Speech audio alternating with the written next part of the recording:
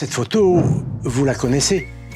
C'est Jean Moulin, le célèbre résistant français. On raconte d'ailleurs qu'il ne la trouvait pas très réussie, et pourtant, elle a largement contribué à nourrir sa légende et aussi à lui faire justice. C'est grâce à elle que les Français mettent pour la première fois un visage sur son nom. Laure Moulin, sa sœur, l'a choisi parmi des dizaines d'autres pour être exposée lors de la cérémonie de transfert des cendres de son frère au Panthéon le 19 décembre 1964. 5 ans plus tard, elle s'en sert encore pour illustrer la biographie qu'elle lui consacre. Le livre connaît un immense succès. La photo devient iconique. Elle commence même à alimenter certaines rumeurs. On entend par exemple que l'écharpe que porte le résistant dissimule une cicatrice, celle d'une blessure qu'il se serait infligée en tentant de se suicider pour échapper aux ordres des Allemands. Jean Moulin a bien tenté de mettre fin à ses jours, mais les dates ne coïncident pas.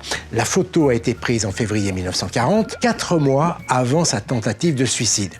Si Jean Moulin porte une écharpe sur cette photo, c'est que le jour où elle a été prise, il faisait froid.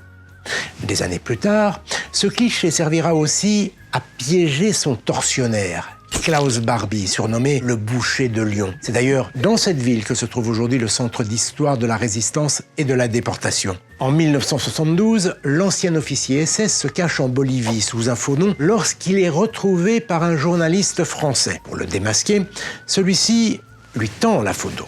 Imprudent, Barbie la saisit et y dépose ses empreintes. Elles serviront à le confondre. Grâce à cette photo que Jean Moulin n'aimait pas, justice sera rendue.